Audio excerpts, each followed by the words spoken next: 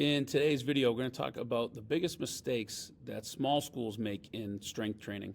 I've been doing this for a long time. I've worked in high school and youth strength training for about 25 years now, and it's pretty clear that the smaller schools, the underdog schools, maybe the underprivileged or under-resourced schools, they make a few common mistakes that I keep seeing no matter who I talk to.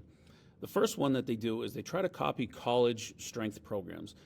Those college strength programs are amazing. They are awesome, but it just doesn't fit the environment that most people are in. It's amazing to talk about or to hear someone talk about their expertise if they're at the top of their game. That's awesome. But sometimes I guess it would be comparing, maybe if a professional football player was coming to coach a youth football team, a lot of times the message gets lost because it's just so far off as far as the environment.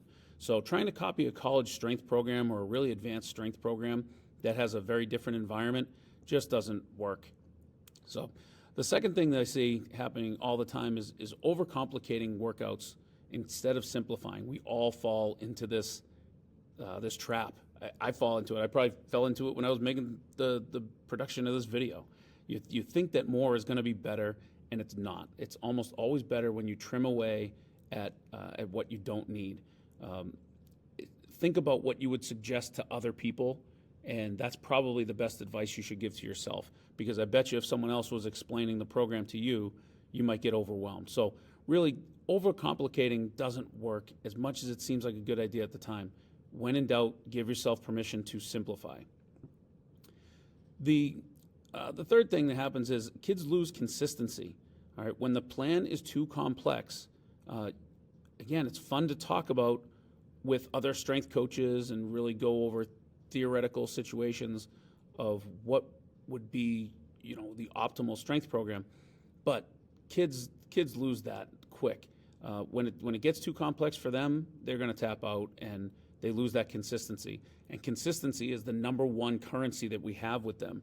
When they're young, almost anything works. As long as you're being safe and consistent, they have the best chance to have improvement.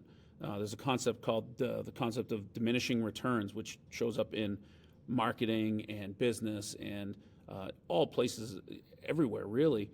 And we have a huge opportunity to have them make huge gains, huge rates of improvement early on. So consistency is our number one ally. And the last thing, we try to be something that we're not. I think if we're a small school or we're an underdog, there's some resentment, there's some frustration in those areas that lead us to try to chase what other people have.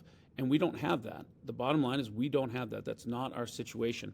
So if you think about the old David and Goliath battle, greatest underdog story of all time, the whole point of that David versus Goliath battle was that David used a different approach.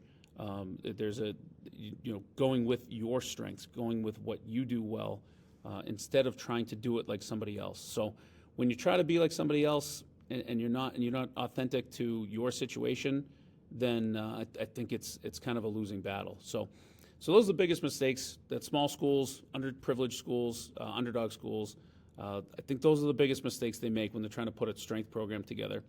If you're interested in a program that fixes a lot of these problems, check out foundation-strength.com. I've been doing a program for 5 or 6 years now, and it's going really well, and it fixes a lot of these issues and simplifies things for you. So check it out, and I'll see you in the next video. Thanks.